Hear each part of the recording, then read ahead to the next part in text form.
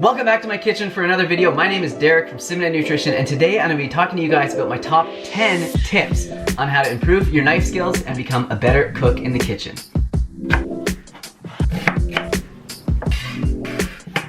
So this is actually a follow-up video to one that I just finished filming called A Good Knife is a Game Changer. And in that one, I teach you the importance of getting a good knife, how to choose a knife and what to look for when you're buying one, and also how to hold it. So if you guys haven't seen that video, definitely go back and check that one out first.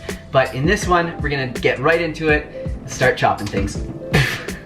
So like I said in the first video, one of my goals with this channel is to help you guys improve your health, take control of your health, and you definitely need to know your way around the kitchen and be comfortable in there in order to do so. So that brings me to number one, is that you need practice in order to get better and faster in the kitchen. I know this one seems so obvious, but I hear so many people say, oh my gosh, I'm such a bad cook, so I just eat out all the time. Well, it's like, how are you gonna become any better at cooking if you don't practice? It's like with anything in life, in order to get better at it, in order to become more proficient, we have to practice and we have to put in the time. And with cooking, the benefits are so worth it. You will become faster in the kitchen, your food will taste better, and we all know that eating at home is one of the best ways to improve our health. Number two, make it easier on yourself by being smart about how you cut stuff. So let me show you what I'm talking about. So instead of dicing an onion like this, making one cut, and then dicing these pieces, what you can do is make a few key cuts first,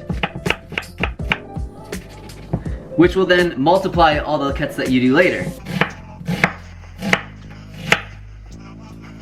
And you can use a similar principle for chopping celery. So rather than, just trying to chop the entire thing like this, what you can do is just cut it in half, and then all your chops are gonna be doubled. Cut it in half again, and they're quadrupled. Number three, don't be afraid to move the food around on the cutting board to suit you so that you don't have to move your body in all these awkward positions in order to cut it. It seems like a really simple tip, but it's something that's really easy to overlook, especially if you're cutting bigger, more awkward things. You can also move the cutting board as well if you can't move the food for whatever reason. Number four, this is probably one of the most important skills to master in order to keep your fingers intact. And what you want to do is you want to learn how to properly hold the food when you're cutting it. So you want to roll your fingers over the food and use the back of your knuckles here to guide the blade down the food like that. That way you're not holding it like this and you won't have many chances to cut your fingers off.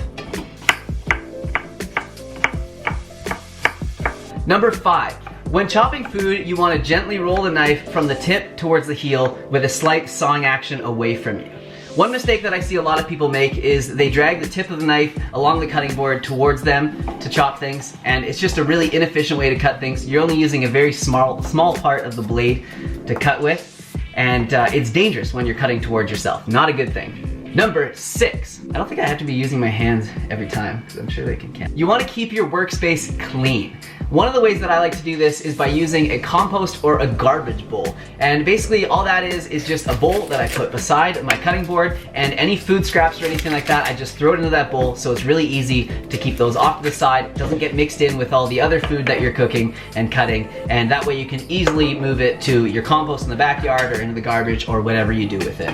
Number seven, you're gonna wanna prepare things before you start cooking. So do all of your chopping and cutting and everything and get everything out before you start cooking, because once everything starts to cook, it can get hectic and some things might be burning and then you're putting stuff in and it hasn't cooked or whatever. So this tip is especially important for beginners if you're new in the kitchen. As you get better and more proficient, you might be able to sort of stagger your prep time with the cooking time. But in the beginning, trust me, this will save you so much in the long run.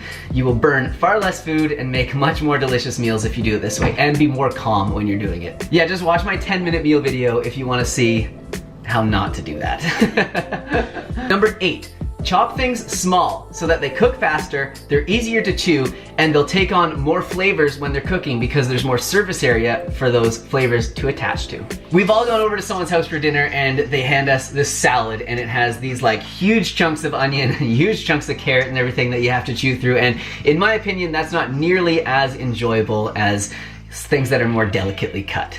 That brings me to tip number 9. Don't be afraid to use the grater. So this is a great tool that is not only for cheese. In fact, in this house, it isn't for cheese at all.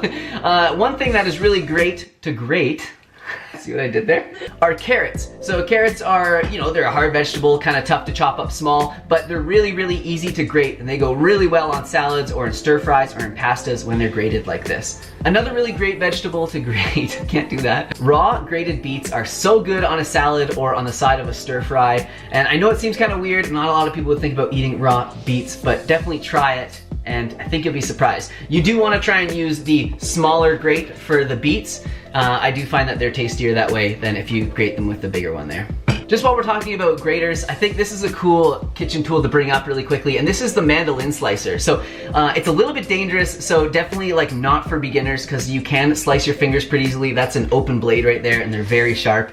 But this is really great for shredding food really, really small and really quickly. And one of my favorite things to use this for is actually Brussels sprouts. I made a video a couple weeks back showing how I use the Mandolin slicer to shred Brussels sprouts into my pasta, and I know you guys really like that, so I'm just throwing it in this video just in case any of you missed that tip.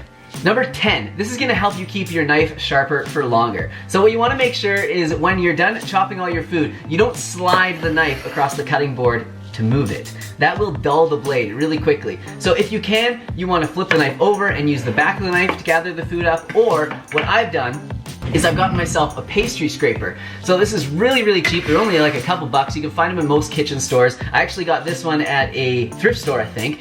And it's perfect for scooping up food or moving it around your cutting board. And it's really easy to like move it, throw it into a frying pan or something like that. Alright, so I think that's probably it for this video. I hope you guys have learned something, and I hope I've given you some confidence to get in the kitchen and start creating. Just don't forget that you will burn your food, you will cut your finger, you will make stuff that tastes disgusting, but it is all part of the process, and you're learning while you are doing that.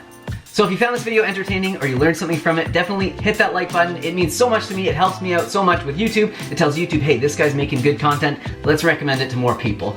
So I appreciate you guys watching this video all the way to the end. Subscribe if you want to see more from me. I'll see you soon with another video. Share your comments down below. Do you have any kitchen tips that I forgot? Put them in the comments. See you guys.